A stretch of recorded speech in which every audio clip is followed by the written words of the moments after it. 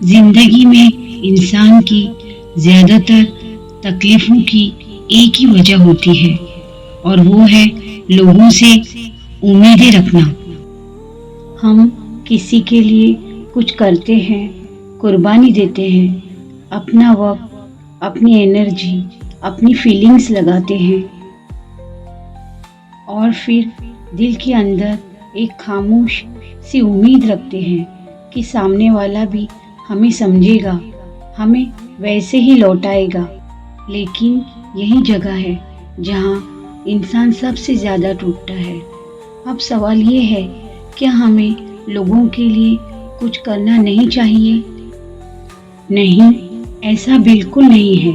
اسلام ہمیں روکتا نہیں ہے، بلکہ ہمیں سکھاتا ہے کہ کرو، لیکن صحیح نیت کے ساتھ کرو۔ ایک ایگزامپل سے سمجھو۔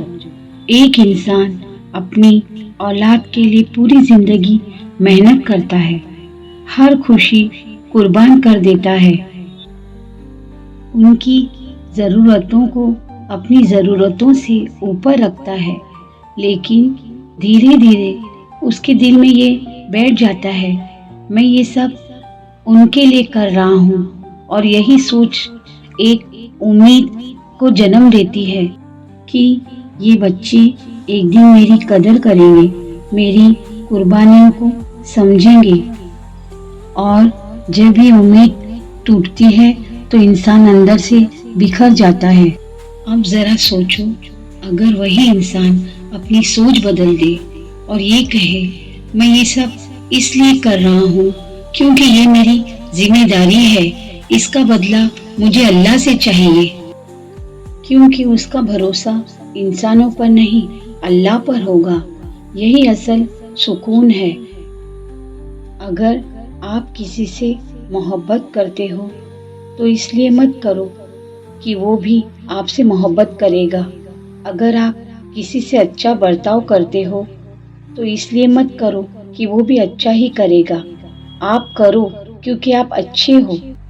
اللہ دیکھ رہا ہے آپ کا ہر الفاظ، ہر برتاؤ، ہر سیکریفائس، اس کے یہاں لکھا جا رہا ہے۔ اور یاد رکھو، انسان کا دیا ہوا بدلہ لمیٹیڈ ہوتا ہے۔ کبھی کبھی ہم کسی کو اس لیے پسند کرتے ہیں کیونکہ وہ ہمیں سکون دیتا ہے، تو سچ یہ ہے اس کی موجودگی ہی ایک نعمت ہے۔ لیکن اگر کوئی صرف آپ کی ذمہ داری ہے تو پھر اس سے ایموشنل ریٹرن ایکسپیکٹ مت کرو، بس اپنا فرض نبھاؤ اور دل کو اللہ سے جوڑ لو، کیونکہ جس دن انسان اپنی امید لوگوں سے ہٹا کر صرف اللہ سے جوڑ دیتا ہے، اس دن وہ اندر سے مضبوط ہو جاتا ہے۔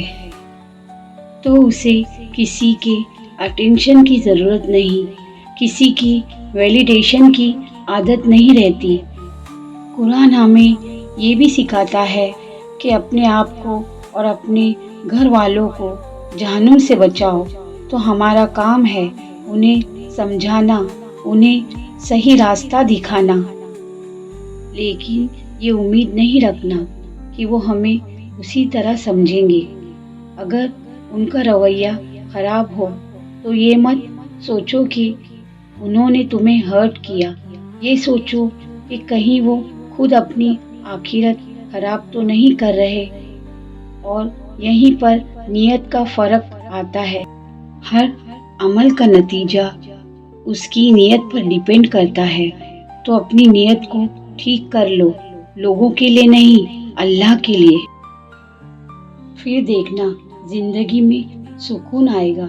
تمہاری ہر کوشش، ہر درد، ہر قربانی، سب کا حساب اس رب کے پاس ہے، اور وہی سب سے خوبصورت بدلہ دینے والا ہے۔